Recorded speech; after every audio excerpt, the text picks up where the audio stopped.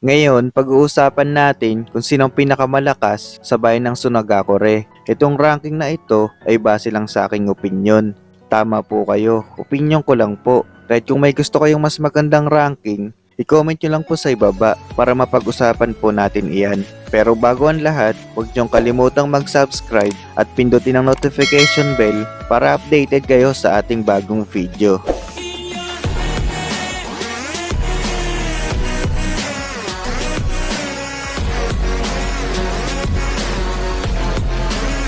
Bago po natin simulan ng top 10, ang Sunagakure ay ang Hidden Sun Village ng Land of Wind. Bilang bayan ng isa sa 5 Great Shinobi Countries, ang Sunagakure ay may isang kage bilang pinuno nito na tinatawag na Kashikage. Ang bayan ay napapaligiran ng disyerto, kaya't mahirap itong salakayin at kakaunti lang na mga dayuhan na ma-injure ang sandstorm nito. At ang kakulangan sa tubig ay pangkaraniwan lang sa Suna. Ang mga gusali sa loob ay tila gawa sa clay na nakakatulong upang mapanatiling malamig ang mga gusali. Ang karaniwang kasuotan para sa Suna Shinobi ay binubuo ng asul o itim na uniforme na nababagay sa kanilang natural na kapaligiran. Ang karamihan sa Sunagakure ninja ay gumagamit ng wind release technique na maaari nilang gawin kahit wala silang pamaypay. Ang Sunagakure ay tinatag pagkatapos ng Warring States period ng unang Kashikage. Ang nasa top 10 natin ay si Maki. Si Maki ay isang loyal na kunoichi ng Sun Village at isang magaling na estudyante ni Pakura. Ang kanyang ceiling-based jutsu ay naging importante sa Allied Shinobi Force laban sa hukbo ng mga reincarnated shinobi at ipinakita rin na siya ang isa sa mga pinakamahusay gumamit nito.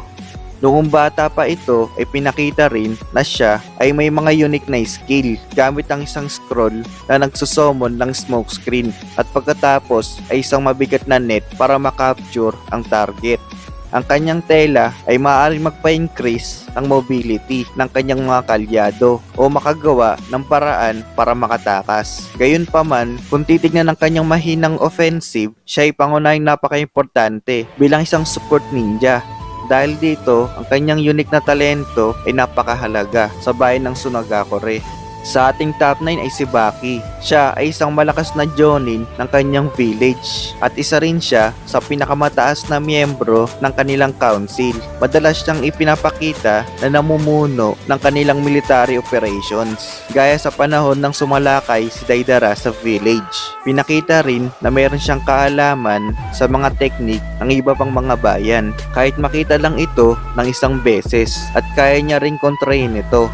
Si Baki ay kayang gumamit ng wind release at napakahusay niya dito na nakakapag-create siya ng Blade of Wind na kayang hiwain ang kalaban at sinasabi niya na unblockable. Pinakita rin na ang paggamit niya ng taijutsu ay napakahusay nang naglaban sila ni Hayate. Bagamat na inilarawan si Baki na tapat, mabait at ginagalang tulad ng maraming sand ninja, siya ay isang tunay na mabagsik pagdating sa labanan. Sa ating pangwalo ay walang iba kundi si Kankuro. Si Kankuro ay isang bihasang puppeteer at isa sa pinakamatatag at maasang mandirigma ni Gaara. Bilang isa sa anak ng ikapat na Kashikage, siya ay sumailalim sa napakahirap na pagsasanay. Siya ay naging isang napakahusay na talagang may kakayahan na shinobi. Ang kanyang tatlong mga manika ay perpektong malakas pagdating sa offensive at defense na nagagawang kumilos ng mabilis upang lituin ang mga biktima. Ang kanyang salamander ay isang pangunahing protection pagdating sa defense, lalo na sa malalakas na range abilities. Ngunit ang kanyang black ant at uwak ay ginagamit pang lason at para tuhugin ang mga kalaban. At kung pinagsama ito, maaari nilang palibutan ang kanilang biktima na pinapakita na hindi kayang matakasan. Para sa akin, si Temari ang top 7. Si Temari ay kapatid ni Gaara. Bilang isa sa mga anak ng ika-4 na Kashikage, siya rin ay sumailalim sa napakahirap na pagsasanay sa Sunagakure. Siya ay isang napaka-talented na kunoichi na dalubhasa sa long range combat. siya ay naging isang Jonin at ang kanyang kasanayan ay nagdulot upang mapili na maging bantay ng 5th Kazekage sa panahon ng 5 Kage Summit at siya rin ang pinakamalakas na kunoichi sa bayan ng Sunagakure.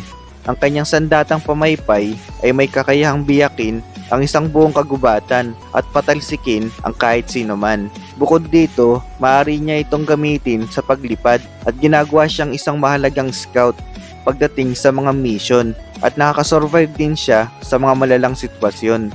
Sa panahon ng 4th Shinobi World War, sinasabing si Temari ang pinakamahusay sa paggamit ng wind release sa 4th Division na nagawa niya ring talunin si Kankuro. Ipapasok natin sa ating top 6 ay si Lady Chiyo. Siya ay isang retiradong tagapayo ng Sunagakure at siya rin ay isang sikat na puppeteer na pinuno ng Puppet Brigade ng Sunagakure at isang medical nin. Kahit na siya ay may katandaan na, si Chiyo ay isa pa ring malakas na kunoichi na iginagalang sa buong Sunagakure. Maging ang kanyang karibal na si Tsunade ay may malaking pagrespeto sa kanya. Sa tulong ni Sakura, nagawa nilang talunin si Sasori na isa sa mga makapangyarihang miyembro ng Akatsuki. Ang kanyang pinakamalakas na puppet ay ang buong set ng 10 puppet na kilala bilang Chikamatsu Collection. Ang mga puppet na ito ay napakalakas na kayang magsama-sama at gumawa ng malakas na atake. Si Chiyo ay isa ring napakahusay na medical nin at habang dalubhasa dito, siya rin ay may kaalaman sa medisina tungkol sa poison na nakakagawa siya ng sobrang lakas na lason na tanging si Tsunade lang ang naka-counter.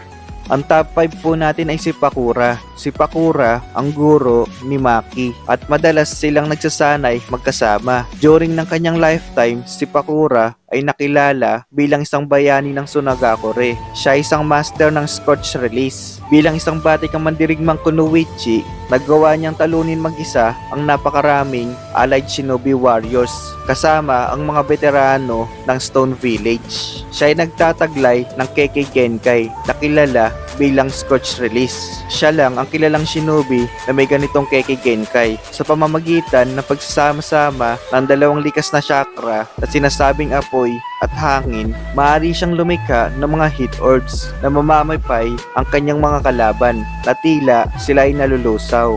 Nagawa niya ring mai-combine ang lahat ng kanyang heat orbs at maging isang malaking bolang apoy na may sapat na lakas para sunugin ang malaking bahagi ng kagubatan. Sa top 4 natin ay si Rasa. Siya ang ika-4 na Kazekage. Kilala siya sa kanyang ability na Gold Dust. Si Rasa ay isang napakalakas na shinobi na pinatunayan ng kanyang titulo na Kazekage. Kaya niyang pigilin ang isang malayang tailed beast na katulad ni Shokaku. Ang kanyang fighting style ay ang paggamit ng Gold Dust para atakihin ang mga kalaban. Sa katunayan, si Rasa ay gumagawa ng mga bagong teknik para sa bayan ng Suna na nagpapahiwatig na siya ay may mataas na intelligence. Sa magiging pananaliksik at kaalaman sa ninjutsu, kasabay ng pambihirang talento, natutunan ni Rasa ang Kekkei Genkai ng 3rd Kazekage, ang Magnet Release, gamit ang Earth at Wind elements. Kapag ginagamit niya ito, ay may lumilitaw na maitim na kulay sa paligid ng kanyang mata, katulad ng mga permanenteng nakapaligid sa mata ng kanyang bunsong anak na si Gaara. Siya ang pang-4 natin dahil sa kanyang Kekkei Genkai. Ang pangatlo sa listahan ko ay si Gaara. Siya ang bunso sa 3 Sun siblings. Siya ay ginawang Jinchuriki ng One-Tailed Shokaku nang siya ay sinilang na naging sanhi ng pagkatakot sa kanya ng mga taga-nayon ng Suna. Siya ang pinakakilalang miyembro ng Sun Village. Ang kanyang nature transformations ay ang Earth, Lightning at Wind Release. Bilang Jinchuriki ng Shokaku, nagagawa ni Gaara na manipulahin ang buhangin at lagi siyang may daladalang buhangin kahit saan man siya magpunta. Ang personal na buhangin na ito ay nilagyan niya ng sariling chakra na nagpapaintulot sa kanya na i-deploy ito ng mas mabilis at manipulahin ito ng mas maayos. Kahit na mawala sa kanya ang Shokaku nang kunin ito ng mga Akatsuki, ipinakita niya ang kanyang sarili bilang isang malakas na mandirigma sa panahon ng 4th Great Ninja War, lalo na sa kanyang pagkapanalo laban kay Rasa sa kanyang ama. Ang top 2 natin para sa video na ito ay ang 3rd Kazekage. Siya ang pinuno ng Sunagakure at kinikilala bilang pinakamalakas na Kashikage sa village sa kanyang panahon. Ang third ay nagtataglay ng Kekkei Genkai na magnet release na nagpapaintulot sa kanya na i-convert ang kanyang chakra sa malakas na magnetic force na nagbibigay daan sa kanya na kayang manipulahin ang mga magnetic na bagay. Kasama ng kanyang pananaliksik sa kapangyarihan ng Shokaku ay nagawa niyang makabuo ng isang version ng sun manipulation sa pamamagitan pagsasama-sama ng magnetic force at iron powder na nakagawa siya ng iron sun. Gamit ang iron sun, sinasabi ni Chiyo na ito ang pinakakinakatakutan na weapon sa history ng Sunagakure. Kaya masasabi ko na powerful shinobi ang third. Siya rin ay sinasabi na pinakamalakas na Kashikage. At kahit na si Sasori na isang Akatsuki member ay sinabing nahirapan siya talunin ito.